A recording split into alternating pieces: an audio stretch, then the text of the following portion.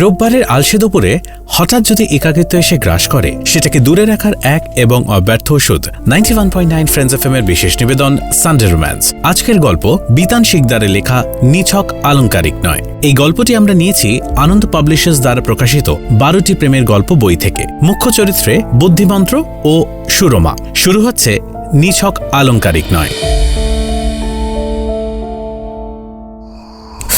খুব চুল কাটছে।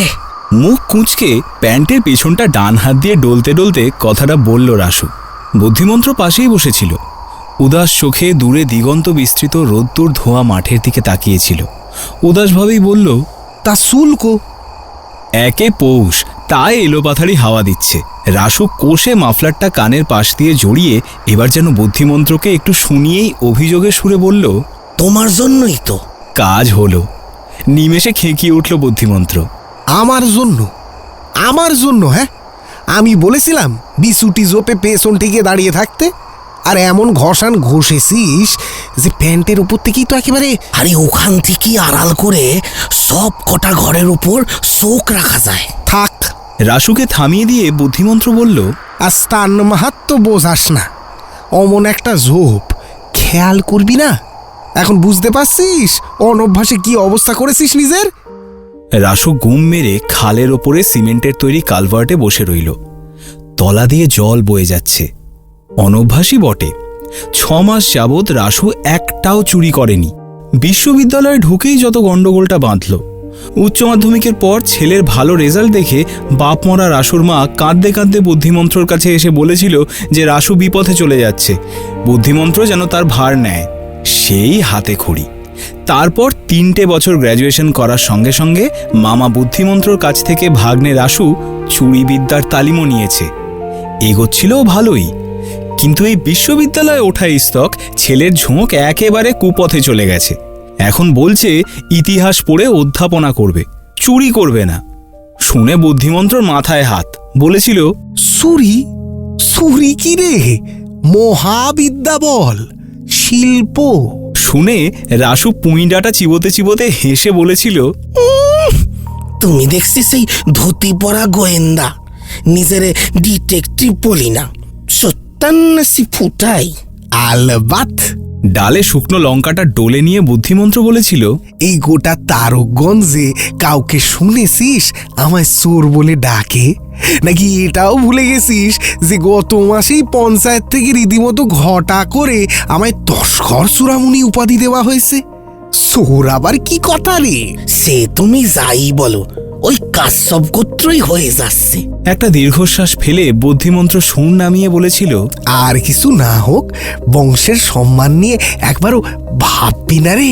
শুনে রাসু ফোঁস করে উঠে অকারণে ঝোলের আলু ভাতে চটকে ফেলেছিল। কি রকম? আমার বংশ তোমার বংশ এক হলো কি রকম? আমি তোমার বোনের ছেলে, আমার বাবা রেলের সেকার ছিল। ওরে আমার সেকার রে! বুদ্ধিমন্ত্র এবার তেরিয়া। রাসুকে কথার মাঝে থামিয়ে খেঁকিয়ে উঠেছিল, সেই সেকার তোর আর তোর মায়ের নামে কখানা সেক রেখে গেছে রে। আগে তার ফিরিস্তিটা দে শুনি। বংশের নামে কেমন সরেশ একখানা বংশ দিয়ে গেছে, আগে সেটা ভাব। সমচ্চারিত ভিন্নার্থক শব্দের প্রেক্ষিতে কথাবার্তা আরও কিছু দূর এগিয়েছিল, কিন্তু মোটের ওপর রাসু চুরি করতে রাজি হয়নি।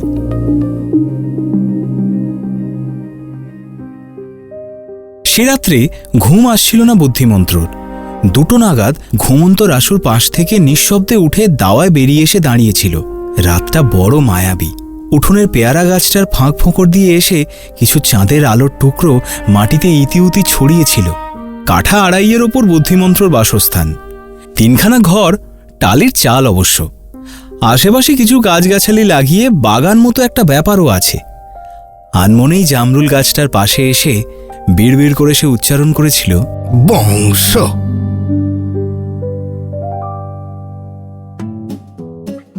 বুদ্ধিমন্ত্রর বাবা ছিলেন ধ্যান মন্ত্র, যার নামে পুলিশ আদালত এক ঘাটে জল খেত। তাঁর বাবা ছিলেন শক্তিমন্ত্র, চৌর্য বৃত্তিতে তুরীয় অবস্থা লাভ করেছিলেন। তাঁর বাবা যোগমন্ত্র, চৌর্য পুরাণ পরিবর্তন ও পরিমার্জন করেছিলেন।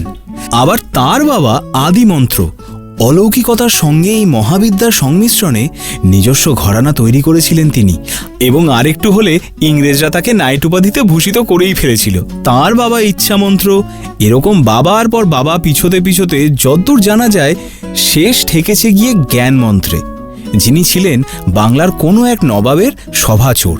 এই বংশপঞ্জিকা তো রীতিমতো ফাইলে ধরা আছে বুদ্ধিমন্ত্রের কাছে। জ্ঞানালোক প্রকাশনী সেটা বই আকারে বের করবে বলে আগাম দিয়েও রেখেছে কিছু। আর রাসু কিনা ফস করে বলে দিল চোর। আজ বুদ্ধিমন্ত্র যদি একটা বিয়ে থা করত তাহলে হয়তো বোনপোর কাছে তাকে এমনটা অসহায় হয়ে পড়তে হতো না, কিন্তু সেটা তো আর। ধীর পায়ে ঘরে ফিরে এসেছিল সে। খেয়াল করেনি দূরে চন্দ্রনাথের পুকুর পাড়ে দোতলা বাড়িটার দক্ষিণের জানলার আলোটাও তখনই নিভে গেল। এতক্ষণে সুরমা দোকানের হিসেবপত্র সমস্ত মিলিয়ে তবে শুতে গেল। রাসুকে বোঝানো সহজ ছিল না। পাশাপাশি সাইকেল চালিয়ে হাট থেকে ফেরবার পথে এক হেমন্তের দুপুরে বুদ্ধিমন্ত্র বলেছিল, আচ্ছা তুই তো এত সব বই টুই পড়স, শীর্ষেন্দু মুখোপাধ্যায়ের লেখা পড়েছিস? আমার প্রিয় লেখক। তার অদ্ভুতুরে সিরিজ পড়া আছে? মুখস্থ। ছাই মুখস্থ। মুখস্থ হলে আর মহাবিদ্যা সেরে অন্য বিদ্যার পেছন নীতি না। তুই কি এটুকু বুঝতে পারোস না প্রতিটা গল্পে কেমন সম্মান দিয়ে যত্ন করে তিনি চোরেদের কথা লিখেছেন? কত বড় একজন জ্ঞানী মানুষ, কিছু না হলে কি এমনি এমনি। রাসু কদ্দূর কি বুঝেছিল জানা যায় না, তবে চুপ করেছিল। আবারও অন্য আরেক দিন দুজনে পাশাপাশি খেতে বসেছে। ডিমের ডালনা হয়েছিল। রাসু হঠাৎই চেঁচিয়ে উঠেছিল, মামা, আমার ডিমে শুধু খোলাটাই আছে, কুসুম তো নাই। আর বলেই সঙ্গে সঙ্গে অবাক হয়ে গিয়েছিল বুদ্ধিমন্ত্রের পাতে একটা রাঙা কুসুম। সে তখন মৃদু হেসে বলেছিল, তাহলেই বোঝো যে কেরামতিতে খোলা আস্ত রেখে কুসুম বার করে নেওয়া যায়, তাকে তুই সেফ চুরি বলে পাশ কাটিয়ে চলে যেতে পারোস। আরও বেশ কিছু বিভূতি দেখার পর শেষমেশ রাসু রাজি হয়। ক্রমে ক্রমে মালঞ্চ ঘোষের দোকান, নিভাননী ঠাকুমার গোয়াল তথা অসিত হাঁসদার বাড়িতে নিখুঁতভাবে চুরি করে রাসু হাত পাকাতে থাকে। গায়ের লোক তো ইংরেজিতে বলা বলি শুরু করলো, জুয়েল জুয়েল, লাইক মামা লাইক ভাগ্নে। কিন্তু ওই ধরে রাখতে পারল না। আর রাসুর ফর্ম একেবারে গোল্লায় গেল ওই বিশ্ববিদ্যালয়ে ভর্তি হওয়ার পর। আর যাবে নাই বা কেন? যে চন্দ্রনাথের বোন প্রিয়ঙ্বদা চিরটা কাল রিক্সা করে সামনে দিয়ে হুস হুস করে বেরিয়ে যেত, সে যদি একই করিডোরে ওড়না ঠিক করতে করতে হাঁটে, একই লাইব্রেরিতে বসে বইয়ের পাতা উল্টায়, তথা একই ক্যান্টিনে দাঁড়িয়ে চায়ের কাপে চুমুক দিতে দিতে আর চোখে রাসুর দিকে তাকায়, সেক্ষেত্রে তারপরেও মতিভ্রম না হলে দোষ মতির, রাসুর নয়। কাঁচা প্রেম ক্যাম্পাসের কদম্ব বৃক্ষের তলায় পেকে ওঠার পর একদিন যখন প্রিয়ঙ্বদা জানতে পারল রাসু বড় হয়ে চোর হতে চায়, ব্যাস দে গোয়ালে ধুনো জেলে। সব শুনে কিছুক্ষণ রাসুর দিকে চুপচাপ তাকিয়ে থেকে প্রিয়ঙ্বদা বলেছিল, শোনো, আর কখনো আমার সঙ্গে কথা বলতে এসো না। ততদিনে রাসুর উঠতি চোর হিসেবে গোটা তারকগঞ্জের নাম ছড়িয়ে পড়েছে। এই ঘটনারই ৩-৪ দিন আগে সে হাটে মহাজন অভয় পুরকাইতের দোকানের ক্যাশ বাক্স থেকে এমন সুচারুভাবে ২৫০০ টাকা সরিয়ে নিয়েছিল যে অভয় পরে বুঝতে পেরে রাসুকে গোবিন্দ মিষ্টান্ন ভাণ্ডারে নিয়ে গিয়ে নিজে বসে থেকে মাখা সন্দেশ খাইয়েছিল।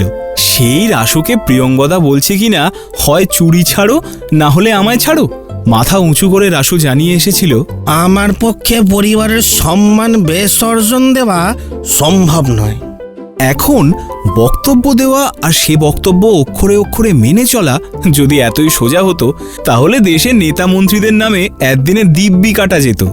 ওটা হয় না, এবং রাসুর ক্ষেত্রেও হয়নি। অমন গোদা মার্কা ভুলে যাও বললেই যে গোদাভাবে ভুলে যাওয়া যায় না, সেটা রাসু ছাড়াছাড়ি সপ্তাহখানেক পর থেকেই বুঝতে শুরু করেছিল। সময়টা আবার চৈত্র মাস, মানে আছোলা বাঁশ। রাসুর মানসিক ঘায়ে দক্ষিণের হাওয়া লেগে সেই ঘা পেকে একেবারে একাকার অবস্থা। চোট ভুলতে রাসু আরও বেশি করে চুরিতে মন দিয়েছিল। কিন্তু হলে কি হবে? থেকে থেকে করিডোরেও হাঁটতে হচ্ছে, লাইব্রেরিতেও যেতে হচ্ছে, আবার ক্যান্টিনেও সময় কাটাতে হচ্ছে। ফলে যত্রতত্র অনুকম্পা ও অসহায়তা মেশানো দৃষ্টিবানে জর্জরিত রাসু শেষমেশ ধরাশায়ী হয়ে পড়ল। মাস 6 আগে মামা বুদ্ধিমন্ত্রকে এক বর্ষা সন্ধ্যায় এসে জানিয়ে দিল, আমি আর চুরি করতে পারবো না। এখন সেই মামাই যে বিভাগী রাসুকে 6 মাস বাদে ফের বুঝিয়ে বাজিয়ে ওই চন্দ্রনাথের বাড়িতেই চুরি করতে পাঠাবে, কে জানতো। ফলে যা হবার তাই হলো। নিজের অজান্তেই বিছুটি ঝোপে হেলান দিয়ে রাসু আড়াল থেকে হাঁ করে সারাক্ষণ প্রিয়ঙ্বদার দিকেই চেয়ে রইল। কেমন সুন্দর শাড়ি পরে সারা বাড়িময় ঘোরাঘুরি করছিল।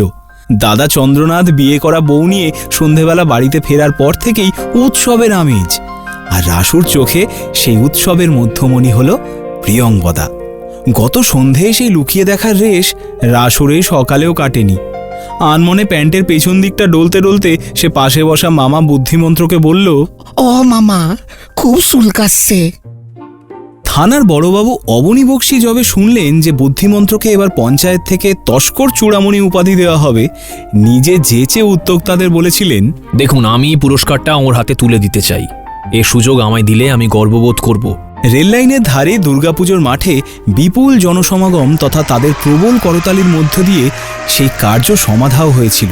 পুরস্কার দেওয়ার আগে আঞ্চলিক নেতা নিজের বক্তব্যের মাধ্যমে বুদ্ধিমন্ত্রের বুদ্ধি, যোগ্যতা ও ক্ষমতার ব্যাখ্যাও করেছিলেন। কিভাবে চুরিবিদ্যাকে হস্তশিল্পের পর্যায়ে তুলে নিয়ে গিয়ে বাংলার ঘরে ঘরে বেকার সমস্যার সমাধান করা যায় তার একটা নাতিদীর্ঘ ফিরিস্তিও দিয়েছিলেন। শেষে বড়বাবু বুদ্ধিমন্ত্রের সঙ্গে করমর্দন সেরে তাকে উত্তরীয় পড়িয়ে মাইকে ঘোষণা করলেন, এবার ওর কাছে আমার বিনীত অনুরোধ, যদি আমাদের খানিকটা হলেও তার প্রতিভার পরিচয় দিয়ে কৃতার্থ করেন। শুনে বুদ্ধিমন্ত্র বিনম্র হেসে নিমেষে নিজের ডান হাতটা চোখের সামনে তুলে নিয়ে তাতে একটা হাত ঘড়ি দেখতে দেখতে মৃদু স্বরে বলেছিল, আমাদের বড় বাবুর সময়ানুবর্তিতা যুব সমাজের ক্ষেত্রে একটা উদাহরণ। বোধ করি সময় কাজ সমাধা করবার তাগিদেই তিনি নিজের এই ঘড়িটিতে 10 মিনিট সময় বাড়িয়ে রাখেন। মাঠে হাততালির ঝড়। বড়বাবুও হাঁ, নিজের ফাঁকা বাঁ কবজির দিকে তাকিয়ে আছেন। সেই অনুষ্ঠানের পর দিন কয়েক মাঠে ঘাটে হাটে শুধু এই আলোচনাই চলেছিল যে ডান হাতে করমর্দন করার পরও কেউ কারো অজান্তে তারই বাঁ হাত থেকে ঘড়ি খুলে নেয় কি করে।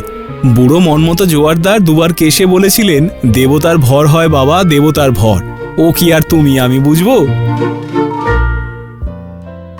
বুদ্ধিমন্ত্রের চুরির একটা নির্দিষ্ট ধারা রয়েছে।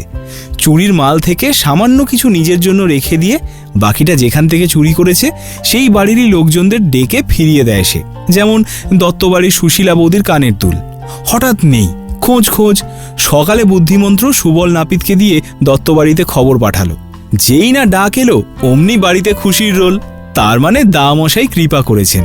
মহিলাদের চোখ ছলছলে। আসলে গায়ের লোক বুদ্ধিমন্ত্রকে দামশাই বলে ডাকে। সেই দুলের একটির গুঁজি নিজের কাছে রেখে বাকি সমস্তটাই বাক্সে ভরে ফেরত দিয়ে দিয়েছিল বুদ্ধিমন্ত্র। যেমনটা সে করে থাকে আর কি, অনেকটা মন্দিরে পুজো দেওয়ার মতো। পুরুতমশাই যেমন একটা সন্দেশ রেখে বাকিটা বাক্সে ভরেই বেলপাতায় সিঁদুর লাগিয়ে গার্ডার মেরে ফিরিয়ে দেন, বুদ্ধিমন্ত্র তাই। অবশ্যই বেলপাতার পরিবর্তে বুদ্ধিমন্ত্রের ফেরানো বাক্সে আশীর্বাণী লেখা চিরকুট থাকে। তার কোনোটাতে লেখা থাকে নির্বোধ হও, কোনোটাতে নিদ্রামগ্ন থাকো, আবার কোনোটাতে বা একটু বেশি কথা, তস্করের হিতার্থে সুমতি হোক, ইত্যাদি ইত্যাদি। কিন্তু এ হেন বুদ্ধিমন্ত্রের কেরামতিতে গায়ের আর 5 ঘর ধন্য হলেও চন্দ্রনাথরা আজ অবধি নিরাশী রয়ে গেছে। এ নিয়ে চন্দ্রনাথ ও প্রিয়ঙ্বদার মা সরলা ঘনিষ্ঠ মহলে দুঃখও প্রকাশ করেছেন। চন্দ্রনাথের বাবা বিভাস মল্লিক তো বুদ্ধিমন্ত্রকে বলে বলে ক্লান্ত হয়ে গেলেন, এখন হাল ছেড়ে দিয়েছেন। সঙ্গীত শিক্ষা গানের স্কুলের সামনে দাঁড়িয়ে এক পড়ন্ত বেলায় বুদ্ধিমন্ত্রকে পেয়ে বিভাস একটু অভিযোগের সুরেই বলেছিলেন, কি এমন অন্যায় করে ফেললাম দামশাই যে আপনি একবারও বাড়িতে পায়ের ধুলো দিলেন না? আর কিছু না হোক, এ গাঁয়ে তো 5 জনকে নিয়ে চলতে হয়। তার মধ্যে আপনার কাছ থেকে যদি এমন ব্যবহার পাই তাহলে তো শেষে এক ঘরে হয়ে বসে থাকবো। বুদ্ধিমন্ত্র কোনো উত্তর দিতে পারেনি। বিভাস কথার তোড়ে বলে যাচ্ছিলেন, মেন দরজার খিলটা পর্যন্ত খুলে রাখি, যাতে কোনোদিনও আপনার ইচ্ছা হলেও বিশেষ কষ্ট না করতে হয়। সেদিন চন্দ্রনাথের মায়ের কাপড়ের সঙ্গে সোনার হারটাও দড়িতে মেলে রেখেছিলাম। কাকে নিয়ে গেল আপনি ফিরেও তাকালেন না। এই আংটিটা উঠোনে ফেলে রাখলাম। মহেশের মুরগিটা ঘুরতে ঘুরতে এসে সামনে পেয়ে গিলে ফেলল, আপনি নিশ্চুপ। এই যে কোন অপমানে শোধ তুলছেন? বুদ্ধিমন্ত্র কোনো রকমে হবে হবে বলে মৃদু হেসে পাশ কাটিয়ে চলে এসেছিল। না, কোনো সন্তোষজনক উত্তর দিতে পারেনি। বারবার কথাও নয়, কারণ আজ থেকে প্রায় 20 বছর আগে যখন এখানে গানের স্কুলের জায়গায় দস্তিদারদের আমবাগান ছিল, তখন কোনো এক গোধূলিতে বিভাস মল্লিকের বোন তথা প্রিয়ংবদা ও চন্দ্রনাথের পিসি সুরমা এখানেই দাঁড়িয়ে তাকে বলেছিল, কেন এত সুন্দর কাঠের কাজ করতে পারো, সেটাতে জীবিকা নির্বাহ হতে পারে না? আহা, আমাদের পরিবারের একখান পরম্পরা আছে, চুরির? আমার দ্বারা অন্য কিছু করা সম্ভব নয়। কথাটা শুনে সুরমা কোনো রকমে চোখের জল সামলে বলেছিল, আর কোনো রকম যোগাযোগ রাখার চেষ্টা করো না। বললে কি হবে, এইটুকু তো গ্রাম, যোগাযোগ ঠারে ঠুরে হয়েই যাচ্ছিল। তবে মেলামেশা আর ছিল না, ওই সৌজন্যমূলক বার্তা বিনিময়, এই আর কি। তাও অকারণে এড়িয়ে গেলে লোকে সন্দেহ করবে, তাই। একদিন বুদ্ধিমন্ত্র সুরমাকে চণ্ডীতলার রাস্তায় একা পেয়ে অল্প কেশে জিজ্ঞেস করেই ফেলেছিল, আমি না হয় চোর, খারাপ, তুমি তো আর তা নও, বিয়ে করলা না কেন? সুরমা বুদ্ধিমন্ত্রর দিকে না চেয়েই আস্তে করে বলেছিল, আর বুঝে কাজ নেই। এইসব তো আর ঢাক পিটিয়ে জানান দেওয়ার কথা নয়। বাক্যটা বুকের মাঝখানে কোথাও একটা বেজেছিল রিন রিন করে। আর কোনো প্রশ্ন করেনি বুদ্ধিমন্ত্র। তবে জীবনে চন্দ্রনাথের বাড়িতে চুরি করার কথাও ভেবে উঠতে পারেনি সে। সেই চন্দ্রনাথের বাবা বিভাস এই গেল পরশু চন্দ্রনাথের বিয়ের আগের দিন বুদ্ধিমন্ত্রর বাড়িতে এসে প্রায় হত্যে দেয়। আপনি মুখ ফিরিয়ে থাকলে আমি এই উপর হয়েই পড়ে থাকবো। তাতে আমার বুক পকেটে যে সোনার ফ্রেমের চশমাটা আছে সেটা ভেঙে গেলে যাক, পাঞ্জাবির পকেটে যে এইমাত্র স্টেশনের এটিএম থেকে তোলা 1015 টাকা আছে পড়ে গেলে পড়ুক, আর সর্বোপরি প্যান্টের পকেটে যে বাক্সে ভরা প্ল্যাটিনামের আংটিটা শ্যাগরার দোকানে নিয়ে যাওয়ার জন্য বেরিয়েছি হারিয়ে গেলে হারাক। বুদ্ধিমন্ত্র কোনো রকমে বিভাসকে তুলে ধরে বলার চেষ্টা করেছিল, আরে শুনুন শুনুন, আপনি শুনুন দামশাই, কাল ছেলের বিয়ে, পরশু সন্ধে বউ নিয়ে ফিরবে। আমাদের কোনো দাবি না থাকলেও ওরা বলেছেন মেয়েকে গয়নায় মুড়ে পাঠাবেন। এখন আপনার দয়া হলেই ষোলো গলা। সুরমার বাড়িতে চুরি? মনে মনে আঁতকে উঠেছিল বুদ্ধিমন্ত্র। নিমেষে দিন 15 আগের কথা মনে পড়ে গিয়েছিল। সেদিন বোধহয় আকাশে চতুর্দশীর চাঁদ উঠেছিল। শীতলা বাড়ি থেকে মাঠামাঠি সাইকেল চালিয়ে ফিরছিল বুদ্ধিমন্ত্র। বাবলা গাছের তলায় এক ছায়ামূর্তি দেখে একটু দূরেই দাঁড়িয়ে পড়েছিল সে। আর সেই একটু দূর থেকেই এক অতি পরিচিত আওয়াজ এসেছিল, ওখানেই দাঁড়াও, আর এগিয়েও না। তার সান্নিধ্য যে সুরমার কাছে কতটা বিষবৎ তা এই কটা শব্দেই আন্দাজ করতে পেরেছিল বুদ্ধিমন্ত্র। চুপ করে কিছুক্ষণ দাঁড়িয়ে থেকে বলেছিল, কিছু বলবে? তুমি মানুষ? হঠাৎ তোর ছোট লোক, নীচ কোথাকার। বুদ্ধিমন্ত্র স্তম্ভিত হয়ে দাঁড়িয়েছিল। দূর থেকেই বুঝতে পারছিল কেউ তার দু চোখ দিয়ে পারলে তাকে ভস্ম করে দেয়। আশপাশে ঝিঁঝির ডাক ছাড়া আর কোনো শব্দ ছিল না। দূরে বাঁশবনে কিছু শেয়াল ডাকছিল। খানিক পর একটু হেসে বলেছিল সে, আজ আমি আবার কি করলাম? আমার জীবনটা শেষ করেও তোমার আশ মেটেনি। বুদ্ধিমন্ত্র চুপচাপ দাঁড়িয়েছিল। সুরমা ধরা গলায় বলেছিল, যদি আমার ভাইজির কিছু হয় না, তোমায় আমি জীবনে জীবনে কেন, মরণেও ক্ষমা করব না, এটা জেনে রেখো। চাঁদ সে মুহূর্তে মেঘে ঢাকা পড়েছিল। সেদিন বাড়ি ফিরে রাগ হয়েছিল বুদ্ধিমন্ত্রর, খুব রাগ। সুরমা পেয়েছেটা কি, যখন তখন তাকে এইভাবে যা ইচ্ছে তাই বলে দেবে। কিন্তু তারপরেই তীরের মতো কথাগুলো বুকে বিঁধেছিল। আমার ভাইজির কিছু হয় মানে? কে ভাইজি? প্রিয়ংবদা? সে তো দিব্যি পড়াশোনা করে, সভ্যভব্য সুশ্রী, তার কি হবে? হলেই বা বুদ্ধিমন্ত্র তার জন্য দায়ী কিভাবে হচ্ছে? কি সব আবোল তাবোল।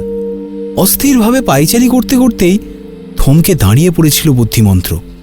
50-এর ওপর বয়স হয়ে গেছে বলেই কি বোধশক্তিটা কখনো কখনো একটু... বুদ্ধিমন্ত্রর কাছে নিমেষে পরিষ্কার হয়ে গিয়েছিল একটা ব্যাপার। রাসু আর প্রিয়ংবদা একই বিশ্ববিদ্যালয়ে পড়াশোনা করে না। পর মুহূর্তেই দুঃখ আর ক্ষোভ ছাপিয়ে এক পৈশাচিক আনন্দে মেতে উঠেছিল তস্কর চূড়ামণি। বেশ হয়েছে, ঠিক হয়েছে। কি বলেছিল সুরমা? বুদ্ধিমন্ত্র তার জীবন শেষ করে দিয়েছে। সে তার জীবন বেছে নিয়েছে বলে প্রতি মুহূর্তে তাকে কুকথা শুনে যেতে হবে? কই, বুদ্ধিমন্ত্র তো জীবনে আর কারোর হতে পারেনি, সেটা কিছু নয়। আজও বংশরক্ষার তাগেই তাকে তাড়িয়ে বেড়ায়। অথচ সুরমা ছাড়া তো আর কাউকে কখনো এক মুহূর্তের জন্য... এটাই উচিত হয়েছে।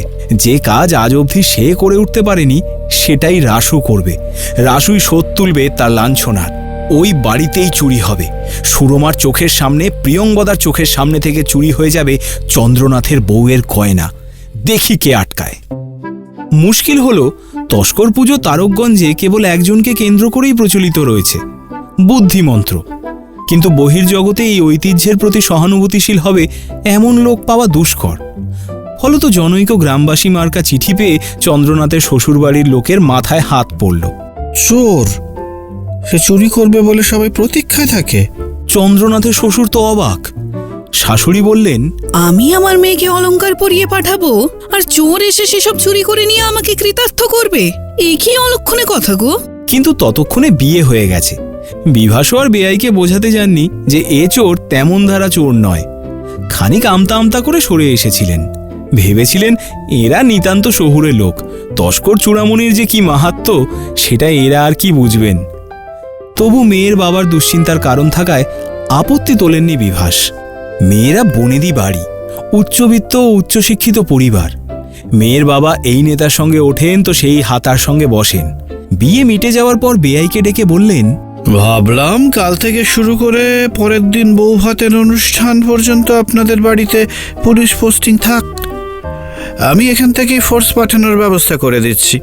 সব মিটে টিটে গেলে তারপর দিনই ব্যাংকের লকারে গয়নাগুলো রেখে এলেই চলবে। আশা করি আপনাদের কোনো আপত্তি নেই। এখানে আপত্তি খাটে না। তবু মুখে কিছু না বলে দাঁড়িয়েছিলেন বিভাস। তাকে কিছু বলতে না দেখে শেষে সুরমাই বলেছিল, কোনো আপত্তি নেই, বরং সেটাই ভালো হবে। আপনি তাই করুন দাদা। রাতে বিয়েবাড়ি থেকে ফেরার সময় বিভাস সুরমাকে আস্তে করে জিজ্ঞেস করেছিলেন, অত কিছুর কি সত্যি দরকার ছিল? সুরমা গম্ভীরভাবে জবাব দিয়েছিল, তাও তো কমের উপর দিয়ে হচ্ছে। আমি হলে তোমাদের চোরকে না প্রিভেন্টিভ কাস্টাডিতে রাখার সিদ্ধান্ত নিতাম। বুক কেঁপে উঠেছিল বিভাসের। বোনকে তিনি আজ অবধি পুরোটা বুঝেই উঠতে পারলেন না। সেই পুলিশ অধ্যুষিত চন্দ্রনাথের বাড়িতেই গত রাত্রে ঢুকতে গিয়ে রাসু নিজের অজান্তেই পেছনে বিছুটি ডলে ফিরে এসেছে। আর এখন মুখ বিকৃত করে কালভার্টের ওপর বসে বুদ্ধিমন্ত্রকে বলছে, ওরে বাবা রে, খুব চুলকাচ্ছে। আরও কিছুক্ষণ পর রাসু চুলকোতে চুলকোতে মামার সঙ্গে বাড়ি ফিরে এলো। আজ চন্দ্রনাথের বাড়িতে বউ ভাত। বুদ্ধিমন্ত্রের উঠোন থেকে হালকা সানাইয়ে সুর শোনা যাচ্ছে। আর সেই হালকা সুরই আধ ঘন্টার মধ্যে বেশ ভারী হট্টগোলে পরিণত হয়ে গেল। রাসু ভেতরের ঘরে বসে ইতিহাস বইটা ওল্টাচ্ছিল। চুলকুনিটা এখন অনেকটা কমে এসেছে। হঠাৎই বাইরে গোলযোগ শুনতে পেয়ে সে বেরিয়ে আসে। নকুল ছিপ হাতে মুখুজ্জেদের পুকুরের দিকে যাচ্ছিল। তাকে ধরে রাসু জানতে পারে চন্দ্রনাথের বাড়িতে কাল রাতে চুরি হয়েছে। সে পেছনে ফিরেই দেখে দরজার মুখটাতে বুদ্ধিমন্ত্র গম্ভীর মুখ করে দাঁড়িয়ে রয়েছে। এ কি করে সম্ভব? তাহলে কি? বুদ্ধিমন্ত্রের কপালে ভ্রুকুটি। রাসু ঘরে ঢোকার পর ততটাই গম্ভীরভাবে বুদ্ধিমন্ত্র তাকে বলে, শেষে অন্য চোর এসে আমার তালিমকেও ছাপিয়ে খেলা জিতে বেরিয়ে গেল। রাসু ধপ করে বেতের মোড়াটায় বসে পড়ল। নিমেষে পাড়াময় হই হই রই রই ব্যাপার। এপাশ ওপাশ থেকে নানান কথা কানে আসছে। আলমারি হাট করে খোলা, মোটা দাগের কাজ, আমাদের দামশাই হতেই পারেন না, মিনসে পুলিশ ঘরের বাইরে ঘুমোচ্ছিল, ক্লোরোফর্ম বলে সন্দেহ করছে কি, সকালে খেন্তির মা দোতলায় উঠে খোলা দরজা আর আলমারি দেখে মুচ্ছ যায়। চন্দ্রনাথের বাড়ি থেকে তখন এখানে ফোন সেখানে ফোন, এ ওই বলছে তো সে তাই বলছে। সুরমা বিভাসকে আলাদা পেয়ে আস্তে আস্তে বলল, হলো শান্তি? বিভাস বোঝাতে চাইলেন, ওরে শোন শোন, এ আমাদের দামশাই হতেই পারেন না। তুই এখনো পুলিশকে কিচ্ছু জানাবে না দাদা? বিয়েবাড়ির হাজার শব্দের মধ্যে এখন কোনটা আলমারির তালা খোলা শব্দ ছিল কে বলবে? শেষে পরিস্থিতি একটু থিতবার পর জানা গেল বউয়ের হাড়ের মাঝে আটকানো হিরেটা উধাও। সে হিরে যে কত লাখের হবে কে জানে। বুদ্ধিমন্ত্র আদর্শবাদী চোর। যে দ্রব্যের কিছুটা রেখে বাকিটা ফেরত দেওয়া যায় না তা সে কোনো দিনও চুরি করেওনি আর করবেও না। আর তার উপর হীরের নেকলেস নিয়ে অমন আলমারি হাট করে খুলে রেখে এসে সে জানান দেবে, এটা বুদ্ধিমন্ত্রের শিল্পবিরুদ্ধ কাজ। কিন্তু চুরি তো হয়েছে, তাহলে করলোটা কে?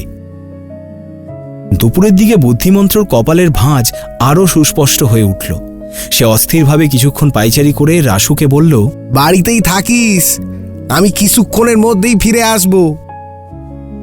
মেঘটা কাটল বিকেলবেলা। রাসু দুপুরে একটু ঘুমিয়ে পড়েছিল।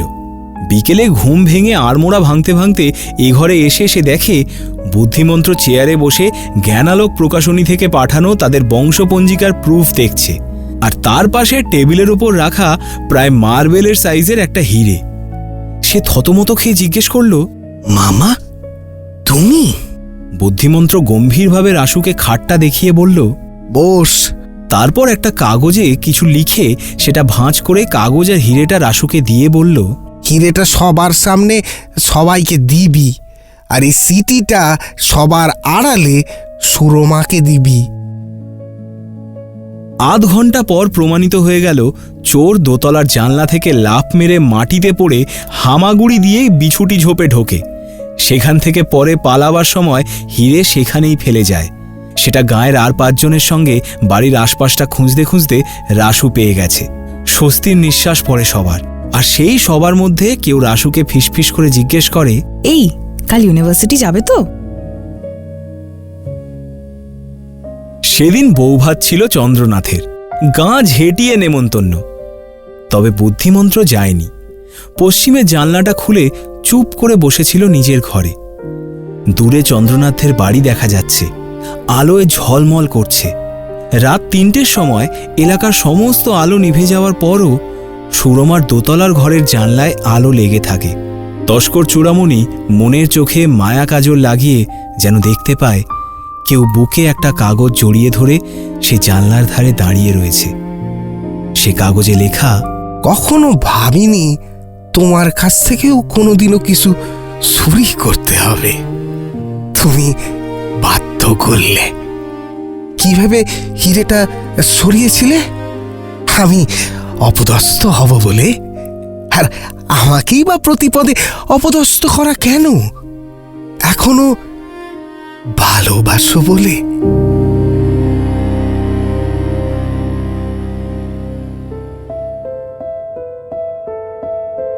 শুনছিলেন বিতান শিকদারের লেখা গল্প নিছক আলংকারিক নয়। এই গল্পটি আমরা নিয়েছি আনন্দ পাবলিশার্স দ্বারা প্রকাশিত 12টি প্রেমের গল্প বইটি থেকে। গল্প পাঠে সৌভিক, বুদ্ধিমন্ত্রের চরিত্রে অরিত্র, সুরমা নীলাঞ্জনা, রাসু সৌমিক, প্রিয়াঙ্গদা কুহেলি, অবনী বক্সী সমাপন, মেয়ের বাবা রাজা, মেয়ের মা প্রিয়াঙ্কা, আবহ সঙ্গীত, ধ্বনি পরিকল্পনা এবং বিভাসের ভূমিকায় শুভজিৎ, সূত্রধার আমি অরিজিৎ এবং সমগ্র পরিচালনায় অভিষেক।